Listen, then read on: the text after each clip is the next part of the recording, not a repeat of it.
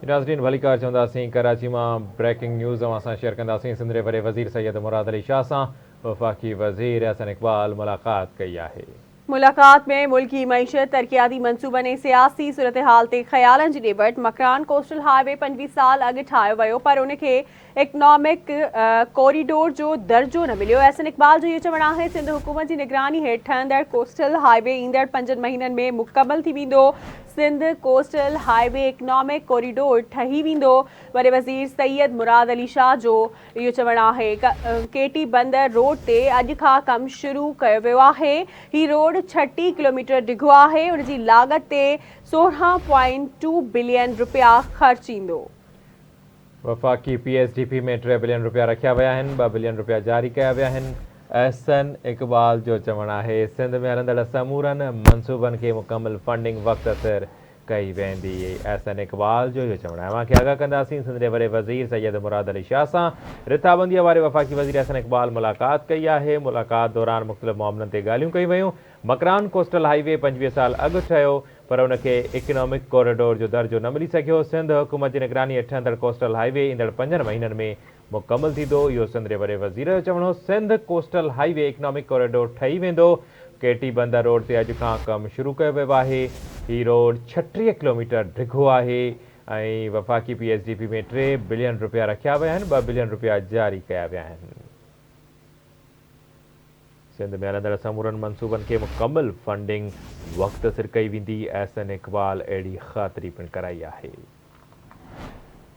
अवांखे update कयो अहम ख़बर आहे कराची मां वॾे वज़ीर सैयद मुराद अली शाह सां वफ़ाक़ी वज़ीर अहसन इक़बाल जी मुलाक़ात में मुल्की मईशत, तरक़ियाती मनसूबनि ऐं सियासी सूरत हाल ते ख़यालनि जी ॾिबट। मकरान कोस्टल हाईवे 25 साल अॻु ठाहियो वियो पर उनखे इकनॉमिक कॉरिडोर जो दर्जो न मिलियो। अहसन इक़बाल जो इहो चवणु आहे सिंध हुकूमत जी निगरानी हेठि ठहंदड़ कोस्टल हाईवे ईंदड़ 5 महीननि में मुकमल थी वेंदो।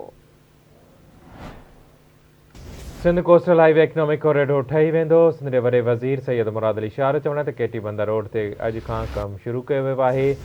अवांखे आगाह कयूं पिया सिंध जे वॾे वज़ीर सैयद मुराद अली शाह सां रिथाबंदी वारे वफ़ाक़ी वज़ीर अहसन इक़बाल मुलाक़ात करे तरक़ियाती रिथाउनि जे अॻुभराई जे हवाले सां ॻाल्हि ॿोल कई आहे। तफ़सील मालूम कंदासीं आमिर सुप्रो खां। आमिर अपडेट कजो कहिड़ा तफ़सील आहिनि। जी बिल्कुलु सिंध जे वॾे वज़ीर सैयद मुराद अली शाह सां वफ़ाक़ी वज़ीर तवानाई अहसन इक़बाल मुलाक़ात कई आहे। मुलाक़ात में सूबाई वज़ीर PND नासिर शाह बि मौजूदु हुयो। मुलाक़ात में मकरान कोस्टल हाईवे 25 साल पुराणी आहे जंहिंखे जल्द जेको आहे ठाहियो वेंदो। इहो चवणु आहे अहसन इक़बाल जो। सिंध हुकूमत ज़ेरे तामीर कोस्टल हाईवे जो जेको 5 महीननि में मुकमल थियणो आहे उन हवाले सां बि वज़ीर आला जी ॻाल्हि ॿोल थी आहे। केटी बंदर रोड अॼु जी जेको आहे उनजी बि शुरूआति कई वेंदी। इहो चवणु आहे अहसन इक़बाल जो।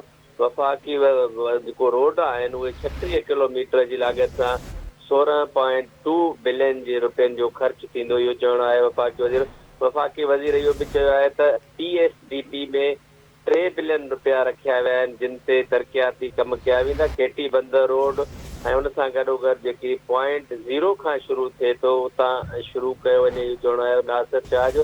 सिंध जे प्रोजेक्टनि खे फंडनि ते गौर कयो वञे। सूबाई वज़ीर नासिर शाह जो चवणु आहे त सिंध में थींदड़ जेके वफ़ाक़ तरफ़ां तरक़ियाती कम आहिनि उन्हनि ते तवजो ॾिनी वञे। ॿिए तरफ़ वफ़ाक़ी वज़ीर अहसन इक़बाल ख़ातिरी कराई आहे त सिंध जा जेके तरक़ियाती कम मईशत, तरक़ी ऐं ॿिया जेकी सूरत हाल आहे उन्हनि ते वज़ीर आला सां पिणु ख़्यालनि जी ॾे वठि थी आहे। जी महिरबानी मुंहिंजी अपडेट करण लाइ।